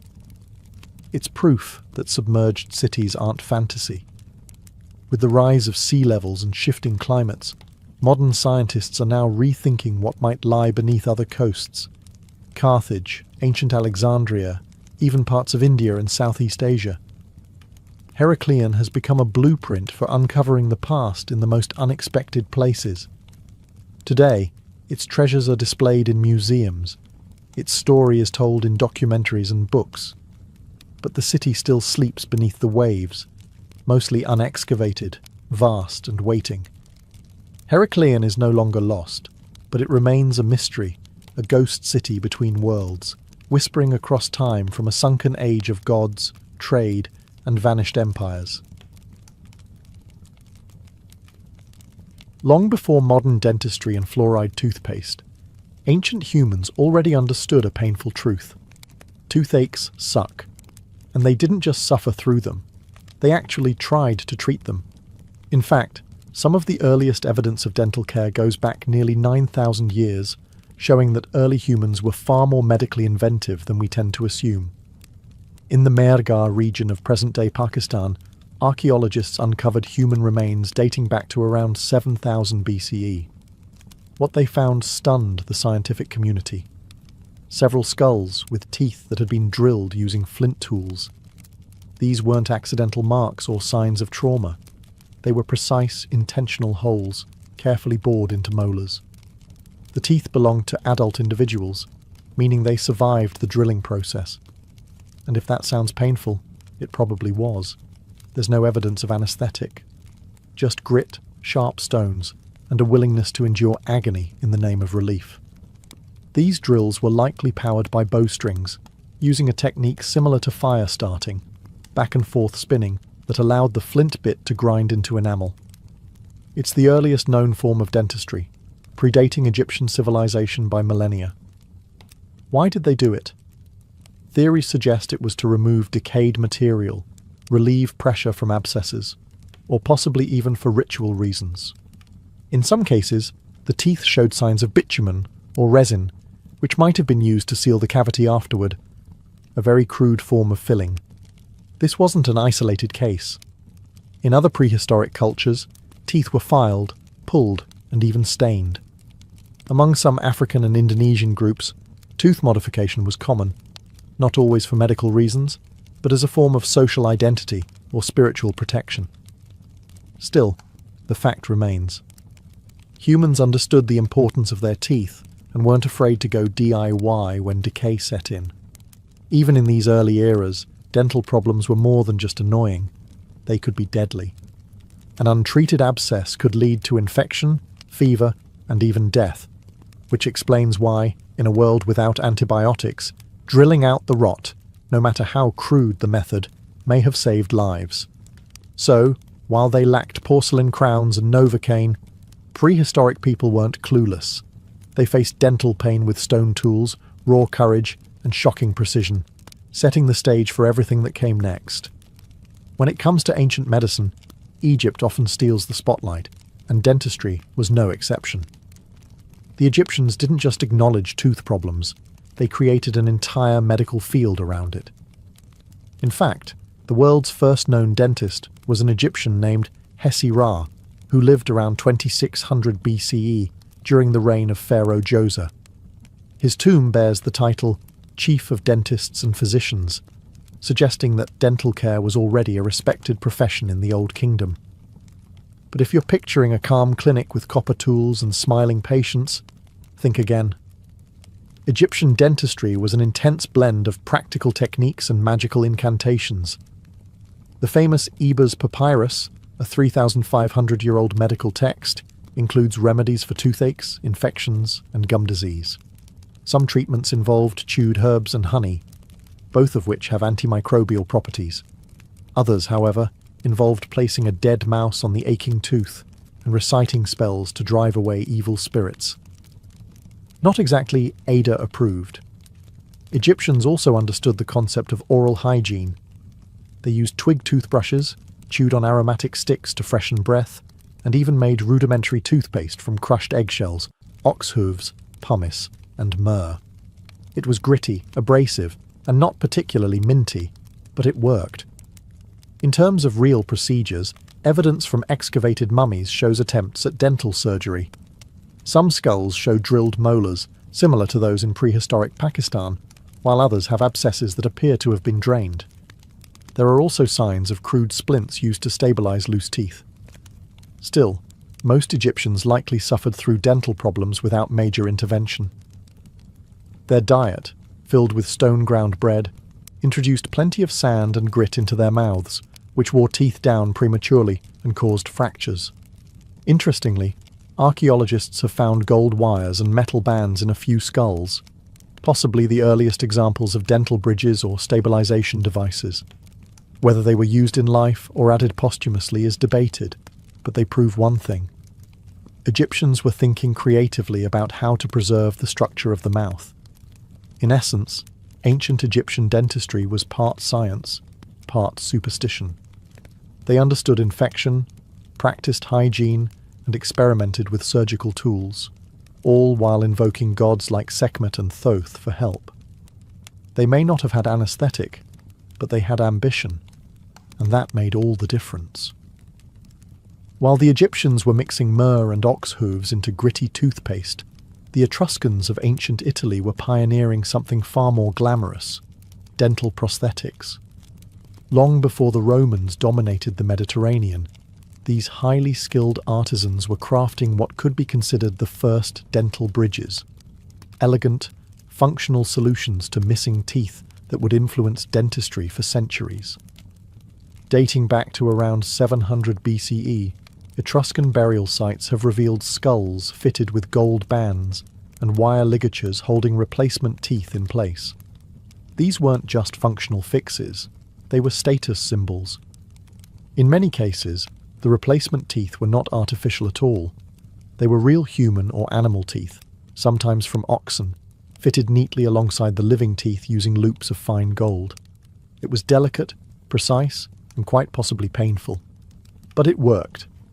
The Etruscans were known for their metallurgical skill, and that extended to dentistry. The gold bands used in their bridges were soft enough to manipulate, yet strong enough to hold teeth securely in place. These were not quick fixes for commoners. Rather, they were custom dental work for the elite, likely performed by skilled metalworkers or physicians associated with religious or noble households. What's remarkable is how aesthetic their dental solutions were. These bridges weren't just functional. They were crafted to restore facial symmetry and preserve appearance. The Etruscans understood, long before modern cosmetic dentistry, that missing teeth altered not just chewing, but the entire shape of the face. In a society where appearance and status were deeply intertwined, this mattered a great deal. There's no direct evidence that they performed extractions or surgeries, but the presence of dental appliances suggests that oral health was actively managed, and not purely for medical reasons. Like their elaborate tombs and intricate jewellery, Etruscan dental work reveals a people deeply invested in presentation, legacy, and dignity, even in death. Some of these dental bridges remained in place after burial, suggesting they were worn in life and carried into the afterlife, a sign of how intimately dental care was tied to identity. In a world without dentures or implants, the Etruscans' gold-bound bridges were a mark of innovation and elegance, a gleaming smile from a civilization ahead of its time. By the time the Roman Empire rose to power, dentistry had evolved into a mix of practical treatments, surgical experimentation, and questionable cosmetics. The Romans didn't just inherit medical knowledge from the Etruscans and Greeks, they expanded it, codified it, and added their own uniquely Roman flair. Think of it as ancient dental care with a touch of militarized efficiency and vinegar rinse. One of the most famous Roman medical writers, Aulus Cornelius Celsus, described dental procedures in his medical encyclopedia De Medicina.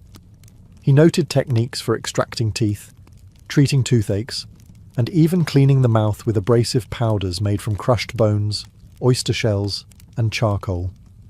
Some recipes included urine, which sounds horrifying today, but actually provided a natural source of ammonia, a potent cleaning agent. Yes, Romans used urine as mouthwash.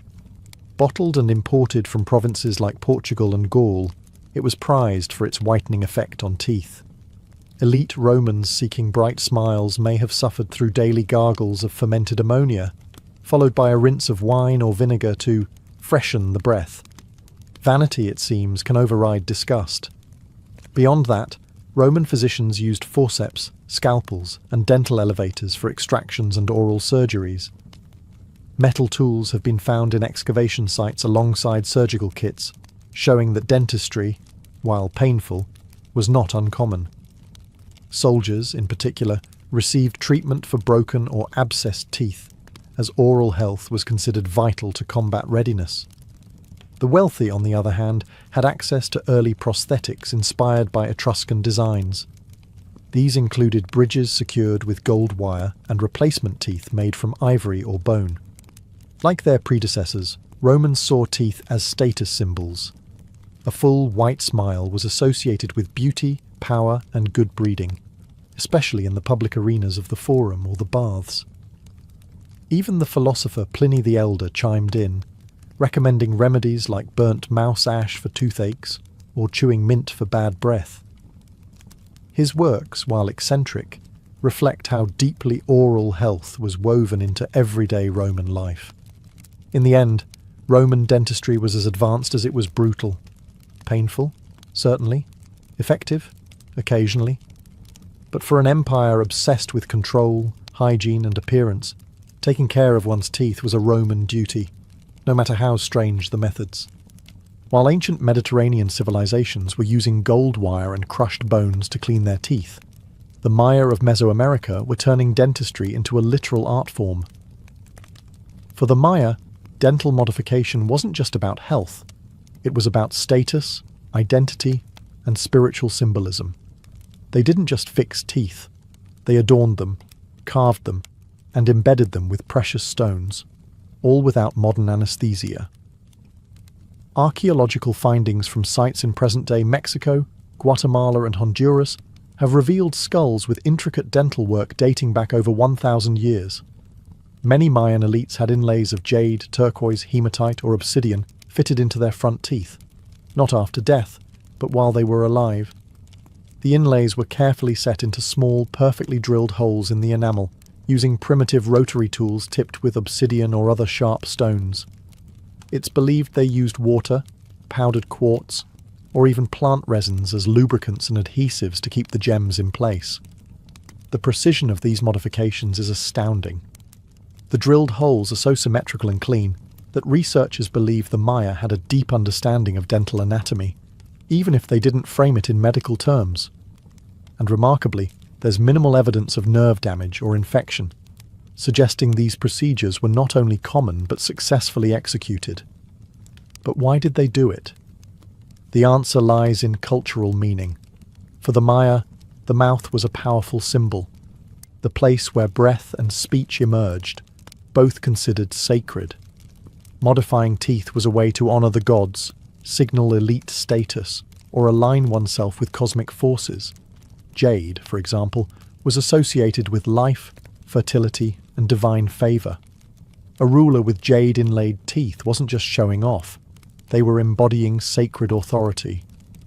The Maya also practiced tooth filing, reshaping canines and incisors into points, not unlike vampire fangs or symbolic glyphs. In some cases, the designs mimicked animal forms, likely invoking spiritual protection or transformation. And while some dental work served ceremonial purposes, evidence suggests others were functional repairs, like filled cavities or drilled abscesses. So the Maya weren't just performing ritual art, they were also treating real dental problems, centuries before European dentistry had caught up. To the Maya, dentistry was a fusion of medicine, magic, and aesthetics, a worldview drilled into every glittering smile. In ancient China, dentistry wasn't a separate science. It was deeply integrated into the broader philosophy of traditional Chinese medicine, TCM. Rather than isolating the mouth as a separate unit, Chinese physicians believed that oral health reflected the health of the entire body. A sore tooth wasn't just a dental issue, it was a sign of internal imbalance in the organs, particularly the stomach and kidneys. And while they didn't use drills or bridges like other civilizations, the Chinese developed a sophisticated system of preventive and herbal dentistry that spanned centuries. As early as 3000 BCE, writings in texts like the Huangdi Neijing, the Yellow Emperor's inner canon, made mention of dental issues. Ancient practitioners mapped meridians, energy channels, that connected the teeth to specific organs. For example, pain in a lower molar might point to issues in the bladder or stomach.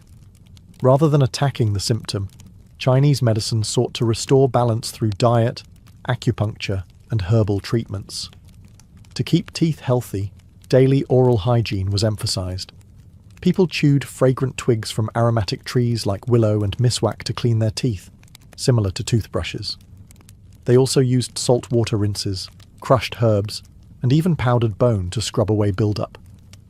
Tooth powders often included cloves, mint, rhubarb root, cinnamon, and ginseng, all aimed at freshening breath, reducing inflammation, and strengthening gums. Toothaches were treated using acupuncture, specifically targeting points along the jaw, neck, and even hands to relieve pain and stimulate healing. This non-invasive approach was often paired with poultices, mixtures of ground herbs applied directly to the gum or cheek to draw out infection or reduce swelling. Interestingly, ancient Chinese texts also reference tooth regeneration techniques using mineral pastes or spiritual rituals involving dragon bones, fossilized animal bones believed to carry potent qi, life energy. These bones were ground into powders and sometimes mixed with wine or herbs to create a kind of early medicinal paste. There is limited evidence of surgical intervention or tooth extraction in early Chinese civilization, but that may reflect the cultural emphasis on preservation and balance rather than invasive correction. In many ways, their focus on prevention, clean diets, consistent hygiene, and body-wide balance mirrors some of the best practices of modern holistic dentistry. For the ancient Chinese, the path to a healthy mouth began not in the mouth, but in the harmony of the entire body. In ancient India, oral health wasn't treated in isolation. It was considered a vital part of the body's overall balance and energy flow, rooted in the ancient medical system known as Ayurveda. Dating back over 3,000 years, Ayurvedic texts like the Karaka Samhita and Sushruta Samhita contain detailed observations on dental care, tooth diseases, and remedies, some of which are surprisingly aligned with modern understanding. The Ayurvedic approach to dentistry emphasized prevention, purification, and daily rituals. One of the most enduring practices was danta davana, or daily tooth cleaning using herbal chewing sticks. These sticks came from specific trees like neem, licorice, or babool, all of which have antibacterial properties. People would chew on one end until it frayed, then use it to brush their teeth. This practice still exists in parts of rural India today, but oral care didn't stop there. Ayurveda also advocated oil pulling, known as kavala or gandusha, where oil, usually sesame or coconut, was swished in the mouth for several minutes. This wasn't just a hygiene ritual. It was believed to pull toxins from the body and strengthen teeth, gums, and jaw. Modern studies have found that oil pulling may actually reduce harmful bacteria and improve gum health, giving ancient wisdom some scientific credibility. The Sushruta Samhita, attributed to the surgeon Sushruta around 600 BCE, contains chapters specifically on tooth extraction, jaw fractures, and oral ulcers. Sushruta described surgical instruments for removing damaged teeth and draining abscesses, using iron tools and herbal pastes to disinfect the area. He also recommended cauterization, burning the infected area with a heated tool, for severe cases of decay or gum disease. Painful, yes, but methodical. Ayurveda classified dental diseases into categories like dantaharsha, tooth sensitivity, dantashakara, tartar buildup, and dantaveshta, gum inflammation. Treatments were tailored according to a person's dosha, their body constitution, vata, pitta, or kapha, and could involve dietary changes, herbal rinses, and even meditation to reduce stress-related grinding or jaw tension. For the ancient Indians, the mouth was a sacred gateway, a channel through which speech, nourishment, and breath all passed. To keep it clean, healthy, and balanced was not just a health decision, it was a spiritual obligation. In Ayurveda, dentistry wasn't just a branch of medicine. It was a daily act of alignment between body, mind, and spirit. In the ancient Greek world, medicine and dentistry were deeply influenced by philosophy, observation, and early anatomy. Unlike some civilizations that saw disease as purely spiritual, the Greeks, especially from the classical period onward, sought rational explanations for pain and decay, including dental issues. And while they didn't have dentists in the modern sense, their physicians practiced surprisingly advanced oral care for their time. Greek thinkers like Hippocrates and Aristotle wrote about teeth in medical and anatomical terms. Hippocrates, often called the father of medicine, described the structure and eruption of teeth, causes of tooth decay, and even methods of extraction. He believed that imbalances in the body's four humours, blood, phlegm, yellow bile, and black bile, could lead to dental disease, especially gum infections and tooth pain. For the Greeks, diet played a central role in oral health. Physicians warned that soft, sticky, or overly sweet foods could cause decay. Instead, crunchy foods like apples, grains, and legumes were encouraged for scraping residue off teeth. There's also mention of chewing mastic gum, a resin from the mastic tree, to freshen breath and clean the mouth, a practice still popular in the Mediterranean today. When problems did occur, Greek physicians employed treatments that ranged from herbal remedies and poultices to rudimentary surgical procedures. Tooth extractions were done using metal forceps, often without anesthesia. The pain was intense, but sometimes relieved with herbal sedatives like opium poppy, mandrake, or henbane. For abscesses, physicians used lancing techniques to release infection, often followed by salt or wine rinses for disinfection. Aristotle took a particularly detailed interest in teeth, even noting that men and women had different numbers of molars, which turned out to be incorrect, but demonstrated his effort to systematize human anatomy. The Greeks also documented rare dental conditions, such as teeth erupting later in life, or even congenital toothlessness. Dentistry was not considered a separate field, but part of general medical training. Physicians treated everything from ulcers to fractures, and teeth were just another part of the body to be studied and healed. In essence, ancient Greek dentistry was a fusion of science, observation, and pain tolerance. It wasn't glamorous, but it was grounded in the belief that the body, even its teeth, could be understood, predicted, and corrected through logic and learning. Across thousands of years and dozens of civilizations, ancient dentistry evolved not as a single linear science, but as a global tapestry of innovation, ritual, and resilience. From flint drills in prehistoric Pakistan to gold bridges in Etruria, From jade-inlaid Mayan molars to Ayurvedic oil pulling, early societies approached dental care with a mix of bravery, ingenuity, and sheer necessity. Though their tools were primitive and pain management often non-existent, ancient cultures made surprisingly sophisticated advances. They didn't have bacteria theory or X-rays, but they understood that rotting teeth caused suffering, and they did what they could to intervene. Whether by drilling out decay, using herbs to numb the pain, or crafting prosthetics to preserve appearance, these early dentists, or healers, priests and artisans moonlighting as such, laid the foundation of a medical art that would eventually become a modern profession. More striking still is how interdisciplinary ancient dentistry was. It wasn't just medical, it was spiritual, cosmetic, philosophical, and even political. In some cultures, a bright, gemstone-studded smile conveyed divine favour or social status. In others, missing or misshapen teeth were tied to personal imbalance, or even considered omens from the gods. Oral health, it turns out, was never just about chewing. The tools left behind, obsidian blades, copper probes, gold ligatures, herbal scrolls, are fragments of a story that stretches across continents. They prove that ancient people, often thought of as primitive or superstitious, were curious problem solvers. They watched, they experimented, and they passed down what worked. And many of their practices endure. We still floss, rinse, and brush. We use herbal ingredients like clove, mint, and myrrh. Some even continue ancient customs like oil pulling or chewing neem sticks. Not because they're nostalgic, but because they work.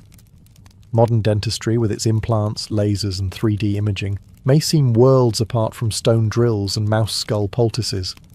But the goal remains the same: relieve pain, preserve teeth, and improve lives.